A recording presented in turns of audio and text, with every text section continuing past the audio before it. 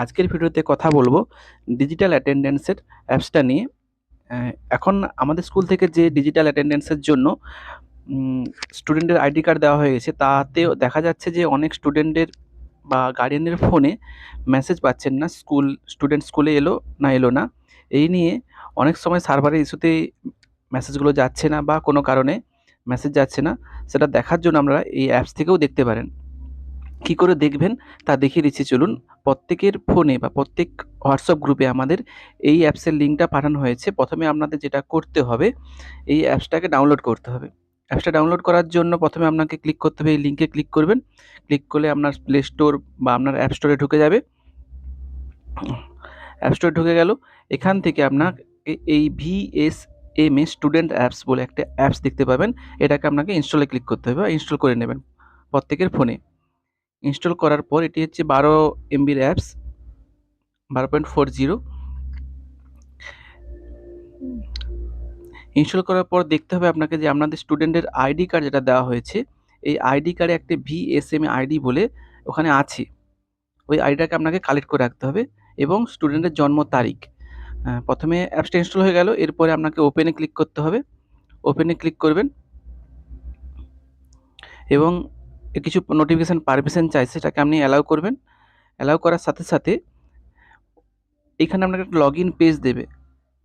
লেখা থাকবে যে স্টুডেন্ট আইডি, এবং এখানে আপনাদের স্টুডেন্ট যে আইডিটা আছে সেটা আপনাকে লিখতে হবে। ওটা কোথায় পাবেন আমি বলে দিলাম, যে ওটা হচ্ছে আপনাদের স্টুডেন্টের যে আইডি কার্ড দেওয়া হয়েছে, ওখানে একটা VSM আইডি যেটা শুরু হচ্ছে ST দিয়ে, ST কিছু নাম্বার তারপর থাকবে। এরপর যেটা হবে আপনাদের স্টুডেন্টের জন্ম তারিখ। এবারে জন্ম তারিখ লেখার যেটা নিয়ম হচ্ছে, আপনাদের প্রথমে লিখতে হবে ইয়ারটা, মানে জন্ম বছরটা লিখতে হবে। আমি ধরলাম এর জন্ম বছর 2015, তাহলে 2015। তারপর লিখতে হবে আপনাকে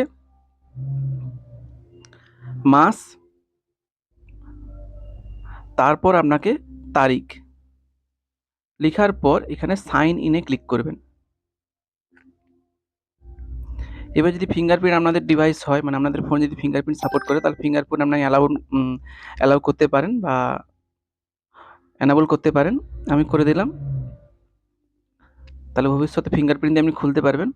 এরপর যেটা আছে, এইখানে আপনার স্টুডেন্টের ডিটেলস দেখাবে মাই প্রোফাইল বলে, এবং যখন আপনার স্টুডেন্ট স্কুলে বেরিয়ে গেল তখন আপনি এখান থেকে লেফট ফর স্কুল, বাম দিকের কর্নে দেখুন সবুজ একটা অপশান আছে যে লেফট ফর স্কুল। এখানে ক্লিক করলে স্টুডেন্ট বেরিয়ে গেলে সঙ্গে সঙ্গে এখানে ক্লিক করলে আপনার স্টুডেন্ট পৌঁছলো কি না আপনার এখানে একটা স্ট্যাটাস স্কুল পাবে, যে স্টুডেন্টের স্কুল বাড়ি থেকে বেরিয়েছে। এবং যদি না আসে তাহলে স্কুল একটা মেসেজ পাবে যে স্টুডেন্টটা বাড়ি থেকে বেরোনো সত্ত্বেও স্কুলে আসেনি। এটা গেল, এবং যদি গিয়ে থাকে আপনার কাছে মেসেজ যাবে। আর সেকেন্ড হচ্ছে ও কতগুলো স্টুডেন্ট কতগুলো দিন স্কুলে এসছে মাসে বা এলো কিনা জানতে পারবেন কি করে, এই যে মাই অ্যাটেন্ডেন্স, এখানে নিচের দিকে আছে মাই অ্যাটেন্ডেন্স, এখানে ক্লিক করবেন।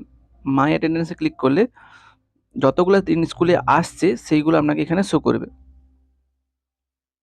মাস হয়, যদি আগের মাসে দেখতে চান তাহলে মান্থটা চেঞ্জ করে দেবেন। এখানে জুন মাস, জুন মাসে কতগুলো দিন স্কুলে এসছে সেটা দেখতে পাবেন। মে মাস, মে মাসে কতগুলো দিন স্কুলে এসছে সেটা দেখতে পাবেন। এরকম করে আমি মাস ওয়াইজ এবং মাসের প্রতিটা দিন আপনি স্কুলে এলো না কতদিন আসছে বা কতদিন আসেনি সেটা জানতে পারবেন। এরপর যেটা আছে, ড্যাশবোর্ডে ক্লিক করলে আবার ড্যাশবোর্ডে যেতে পারবেন। হলিডে লিস্ট, কোন দিন স্কুল ছুটি আছে সেইগুলো এখানে মাস ওয়াইজ আপনি দেখতে পাবেন, কোন কোন দিন স্কুল ছুটি আছে।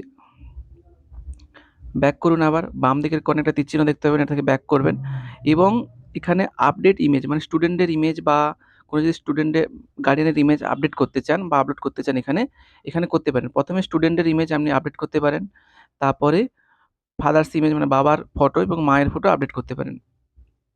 ব্যাকে যাচ্ছি, আবার বাম দিকের কোণে দেখুন তীরচিহ্ন একটা দেখতে পাবেন, এখান থেকে ব্যাক করতে পারেন। এরপর আপডেট কন্ট্যাক্ট, যেটা সবথেকে বড় সমস্যা হয় যে অনেকের মোবাইল হারিয়ে যাওয়ার ফলে কন্ট্যাক্ট নম্বর আপডেট করতে পারেন না, স্কুলে এসে যোগাযোগ করতে পারে। এরপর থেকে আপনারা নিজেদের ফোন থেকে আপডেট করতে পারেন। এখানে আপনাদের যে কন্ট্যাক্ট নাম্বার বর্তমান হবে সেটা আপডেট করে দেবেন। এখানে যদি মায়ের কন্ট্যাক্ট নাম্বার থাকে মায়ের কন্ট্যাক্ট নাম্বার দিতে পারেন, এখানে ইমেল অ্যাড্রেস থাকলে ইমেল অ্যাড্রেস দিতে পারেন, বা বাবার ইমেল অ্যাড্রেস থাকলে এখানে ইমেল অ্যাড্রেস দিতে পারেন। করার পর এখানে আপডেট কন্ট্যাক্ট ডিটেলসে ক্লিক করবেন, তাহলে এখানে আপডেট হয়ে যাবে।